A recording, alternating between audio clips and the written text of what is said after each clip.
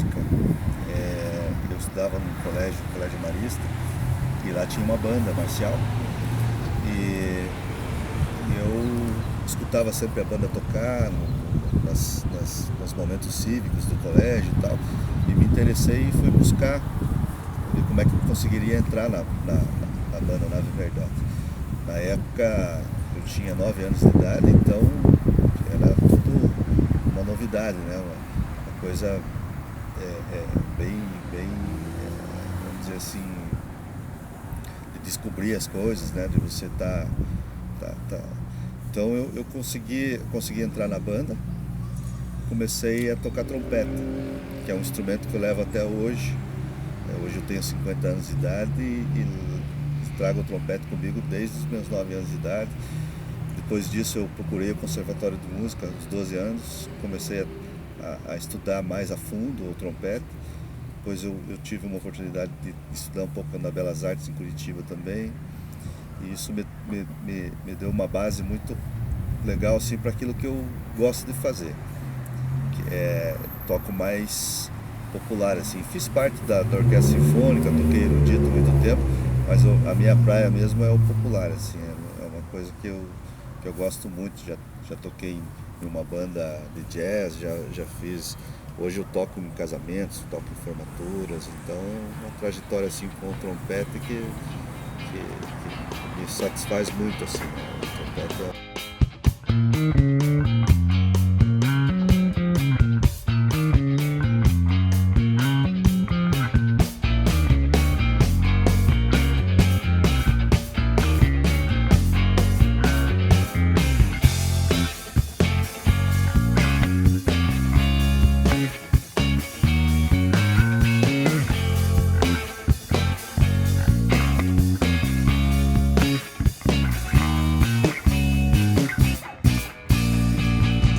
violão com uns 12 anos, mais ou menos. Com 15 anos já fiz a primeira bandinha, com uns 17 já comecei a tocar nos bares e no mundo Ponta Grossa. E daí comecei, estava bem naquela transição de curso que eu faço da vida e tudo mais.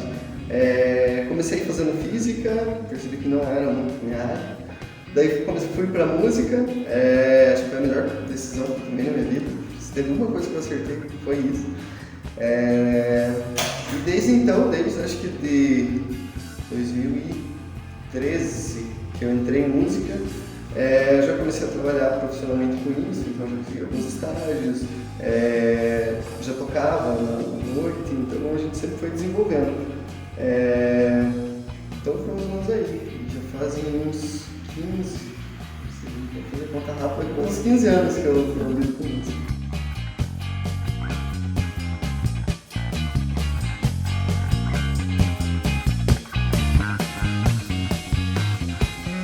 Quando entrássemos na universidade, a gente entrou na universidade e fundou um grupo de teatro. 2 estudantes de matemática que nunca haviam feito teatro na vida, fundaram um grupo de teatro universitário. E aí eu comecei exatamente junto com a minha graduação em matemática, eu sou professor de matemática atualmente, e fazer teatro. E até hoje eu nunca decidi por uma das duas coisas, atualmente eu sou professor e faço teatro, professor de matemática e faço teatro. Já a dramaturgia, ela surgiu por necessidade. Lembre-se que quando eu comecei a fazer teatro, não sabia, não fiz curso, comecei pegando um livro e tentando ver como a gente fazia para transformar aquilo em uma montagem. E nós trabalhamos assim 1, 2, 3 anos, até que nós montamos uma peça de um autor vivo e quando quisemos levar para um festival, descobrimos que tinha que ter autorização do autor e ele fez uma cobrança para nos... cobrou um certo valor na época e para liberar a montagem e eu falei, tem que pagar direito autoral, então eu acho que é melhor eu começar a escrever. E assim nasceu o Josemar Dramaturgo. Então eu passei a escrever peças. Boa noite, sejam todos bem-vindos. Nós somos o grupo de teatro científico da UFG. Como um grupo de teatro, vamos apresentar uma peça de teatro. Uma característica do teatro é sua efemeridade. O teatro acontece no momento presente e precisa da interação instantânea entre os atores, nós e o público. Vocês! E como teatro científico, apresentaremos uma história sobre ciência, mais especificamente sobre os processos de observação, verificação e formulação das hipóteses. Eu vou falar um outro conselho, replicar aqui um outro conselho que eu recebi logo no início. Eu comecei a fazer teatro numa cidade pequena do interior, onde a gente não tinha teatro, prédio físico, não tínhamos grupos de teatro e não tínhamos acesso a muita coisa. E aí tinha uma professora de teatro de Porto Alegre, que ela ia nos grupos para ministrar oficinas, ia nos festivais para ser jurada. E também numa dessas conversas de corredor, a gente pergunta para ela, chamava Maria Lúcia Raimundo. A gente perguntava para ela, eu vou falar uma expressão bem regionalista lá da minha cidade, lá do sul, talvez até seja expressão daqui. A gente aproveitou a presença dela e chorou as pitangas, que ninguém nos ensinava nada, ninguém tinha apoio, como que a gente ia aprender? A gente quer, mas não sabe como.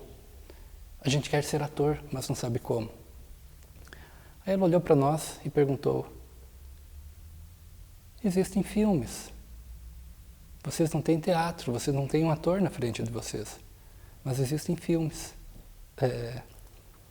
Eu estou reticente em falar o que ela falou para mim, que foi assim, na cidade de vocês não tem locador? A gente falou, tem. Então, vão lá, aluguem filmes e assistam filmes. Essas são muito imediatistas, né?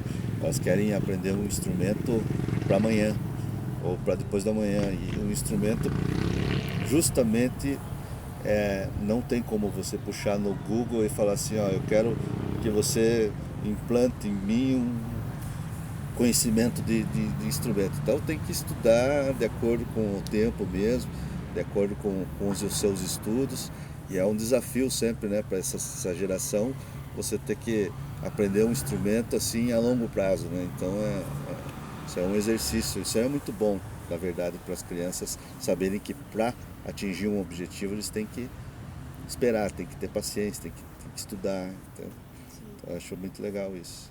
A minha vida reflete meu trabalho, então o fato de eu acordar bem, de eu me alimentar legal, de eu fazer um exercício, isso reflete diretamente na minha entrega como artista, tanto como performance, apresentando, cantando, tocando, quanto psicologicamente, para ouvir uma música, conseguir equilibrar ela melhor, conseguir desempenhar. Então eu vejo que a minha vida se baseia 100% no trabalho, basicamente.